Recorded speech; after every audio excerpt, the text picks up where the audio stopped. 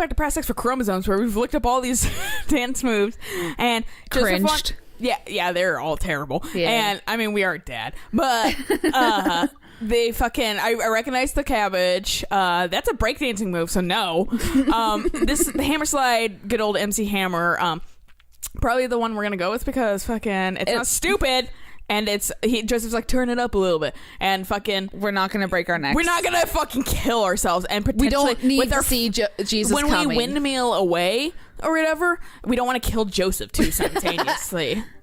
When our body just goes out of control because we've broken our neck and then we're just fucking... Like a deer. Flying away. Yeah. So hammer slide. I try to do the hammer slide. Honestly, it's not a bad bit, but the kids don't get too into it. Oh, fucking Christ. Good effort, buddy. But I think the pan flashed a little long ago. Fuck you! They're not looking too lively yet, but we can still turn it around. Dude, moonwalk. Attempt twerking. No, God, no. What the fuck is the butter churn? Oh, okay. I'm doing all these. So that one or moonwalk? Moonwalk's cooler. Yeah.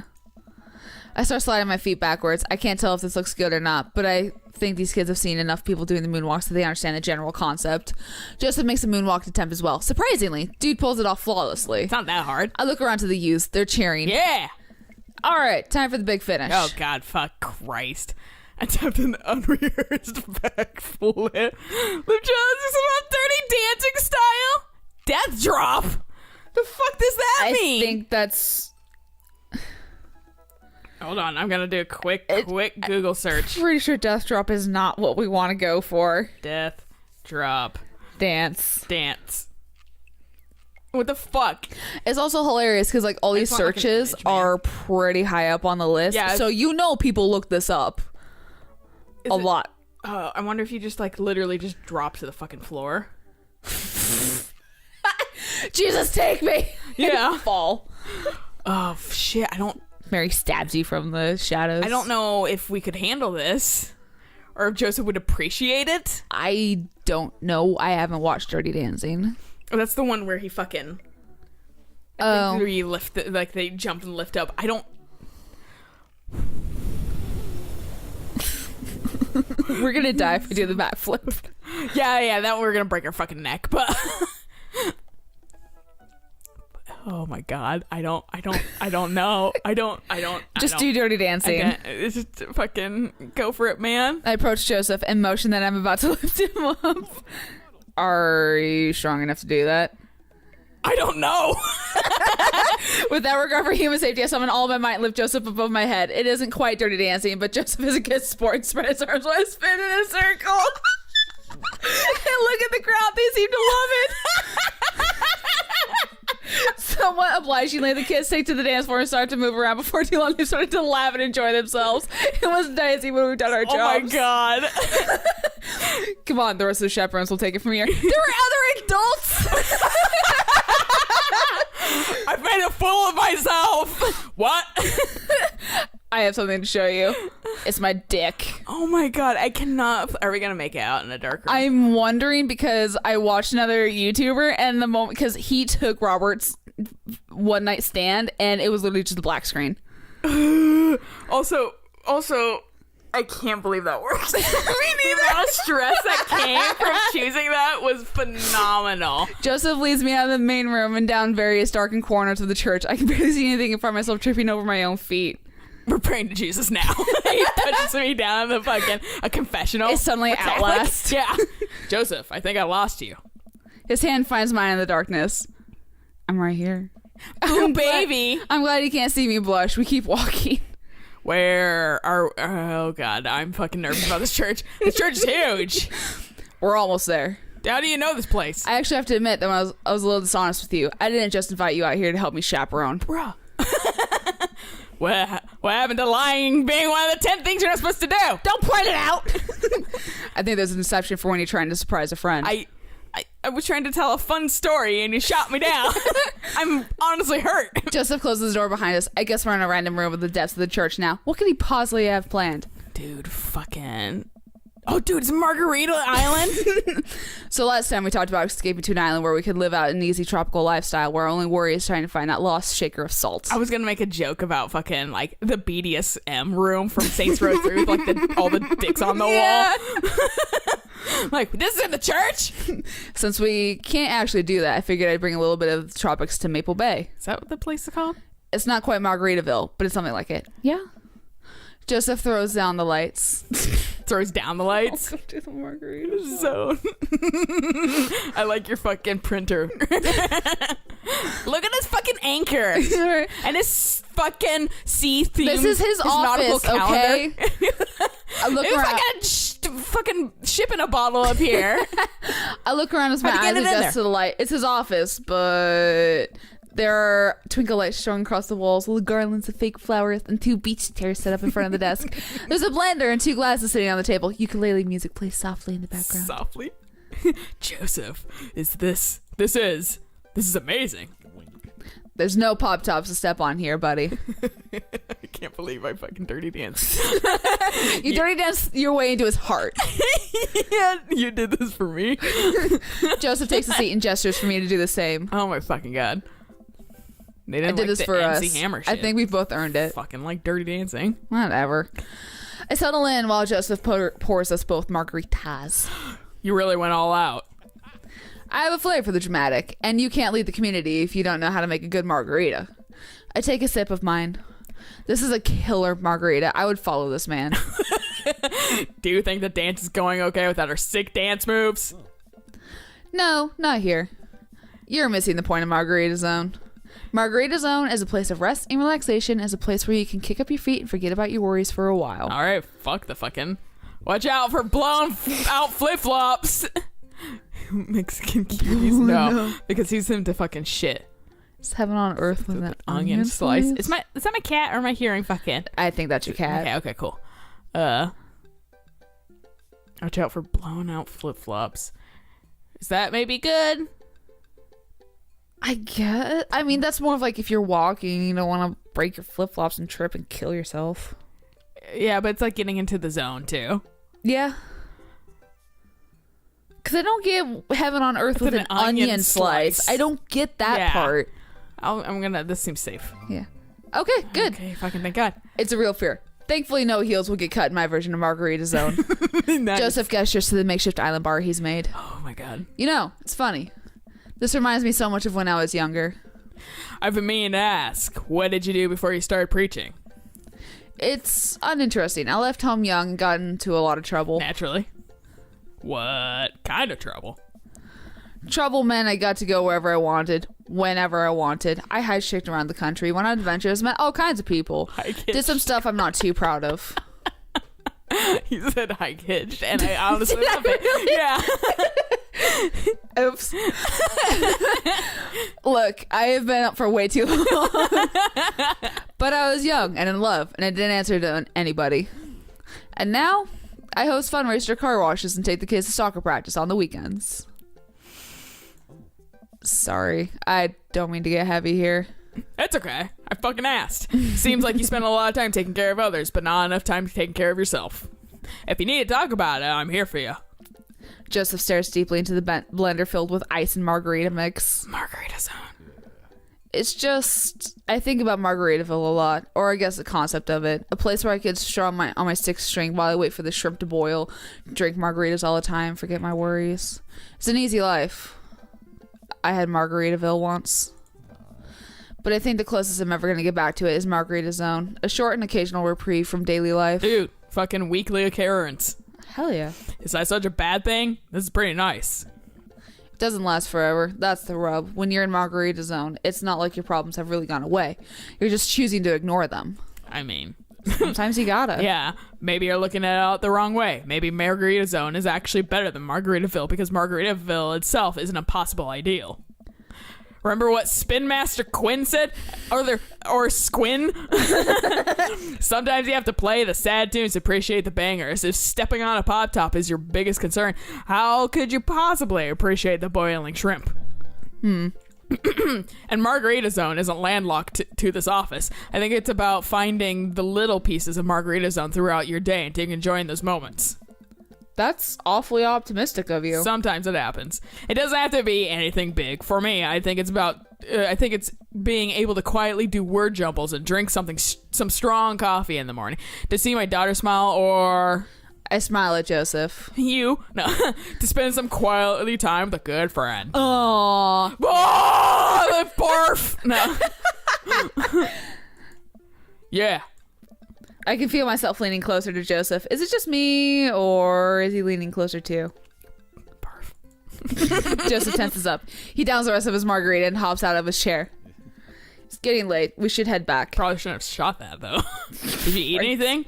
I'm fucking wasted. Joseph and I make sure the dance wraps up without incident before he takes me back to the cul-de-sac. I hop out of Joseph's car before he pulls into his own driveway. My house again. Thanks again for the help. You're at my house again. Thanks again for Margarita Zone. Maybe we'll go back there one day. If we do, it'll be my own damn fault. Joseph chuckles and drives away. I walk into my living room to find Amanda curled up under a blanket and groaning on the couch. Hey, Panda, you feeling okay? Ate too much?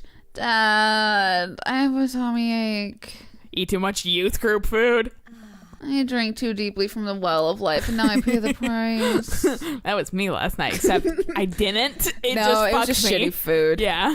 And by well of life, I mean that big lukewarm punch bowl of seltzer juice and sherbet. Oh, shit, that shit's good. That is good. Amanda slides to the floor with an elongated groan. Need anything, kiddo? A time machine that goes back approximately 2 hours in the past so I can warm myself with the folly of excess. I'll pour you a glass of water. Love you, Pops. How'd the dance go? Oh, I crushed it. Got the kids on the dance floor at the expense of my dignity. A fair trade. Also, everything hurts. I'll see you in the morning, kiddo. At least we didn't break our neck. Night, Dad. Yeah, some of those, I'm pretty sure we would have died. Oh, yes. Trust no one. Nice! Yay! He pooped on us once. We're not that goofy. But Radiohead. But Radiohead. Yay! Suck it, Matt! Sorted past. Salt shakers! We're not Dad goofy. nap. I don't, what do these mean? They may actually just be like, that's what it is. It's silliness. Peter Weller has a PhD in history. We've gotten that before. Have we? Pretty sure. It's a beautiful night and the air smells so fresh. I decided to take the long way home. I casually stroll through the neighborhood, taking in the sights and sounds of the suburban city with low crime rate and wide walkable sidewalks at night. In Japan, there's none of those. Nope. As I approach the bar, I can hear patrons inside cheering. Oh, I bet the game is on. I wonder if my team's playing tonight. Hey, is fucking what's his face in here? A drop of water hits my head, and now it's a couple drops of water. It's pouring rain. Maybe I should wait this out inside. Fucking Robert, that's his name. Yeah. I for some reason think Robert is Brian. Constantly. I don't know why. I order a beer from the bar and settle in. It turns out that my team isn't playing tonight, but I can certainly enjoy the game regardless. The bar is unusually crowded, and the feeling of camaraderie over a shared love for the game makes me smile. Sports are nice. I like how it's the game in capital. Oh, yeah. Hey, Mary. I look over to the counter spot, none other than Mary, sitting alone in the corner, nursing a cocktail. Something about her seems different this time. Now that she's by herself and not hanging off some younger guy, she looks so sad. A pang of guilt shoots through me. Does she know? Is this because of me? Am I a homewrecker? Should we say hi? Let's make nice. Yeah. Hey. I decide to go say hello. I walk over to her booth. She doesn't look up. The seat taken? She still doesn't look up. I take a seat anyways, and she finally notices me. You. Okay, this maybe was not the best idea. Just be friends. Hey. Having fun with your new best friend, Joseph? He's a great... I'm so glad. I'm so happy for you two. Mary, I'm not. I'd never accuse you of anything uncouth, Albert. You just dirty You're dancing just having an innocent, very platonic time with my husband. A supportive friendship. Sometimes that's what they're like. I wonder if the scene changes depending on who you're dating. We're going on or dates with. the fact that I've gone 2 out of 3 dates with him. Yeah. So maybe this is specific to that. Right. You're a good friend, aren't you? That last one, though. All of them are your eggshells. I mean, sure, it's just more of like you're accusing me of something that I'm not sure what's going on. Yeah. The last one, though. Sure. Sure. That's funny. Joseph usually likes his friends to at least have a spine. Hey. I heard my cat. Not everyone likes to yell their spouse's friends for no reason. So, you're an expert on my marriage now?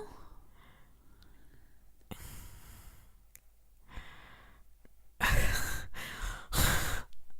not trying to be an expert on your marriage. I just fucking, like, you're being mean to me for no reason. For no fucking reason.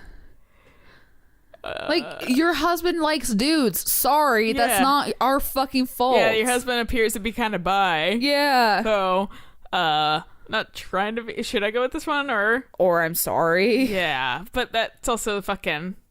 I don't know. Assigning guilt to yourself. Yeah. I'm not trying to be an expert on your marriage. I'm just trying to be there for my friend, okay? Oh, you're there for him. I see how you look at him. I bet you're there for him a lot. I have She eyeballs. takes a long sip of her drink. This was a mistake.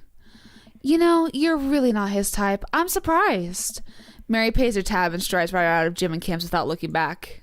I was trying to be nice. Yeah. She was drunk, though, so... Yeah. Well, it's been a long day. I'm just about ready to pack it in. After a few bites of ice cream from the freezer, I turn off all the lights and walk down the hall to my room. You look like a spider when you're fucking, like, not 100% paying attention to the fucking plant on the windowsill. I wonder if Amanda's still awake. That kid needs some sleep. As I pass her room, I can hear a faint sound, but I can't quite make out what it is. I get a little closer. Is she crying? I knock gently on the door. Hey, Amanda. The crying immediately stops. Not right now. Her voice sounds strained. She sniffles.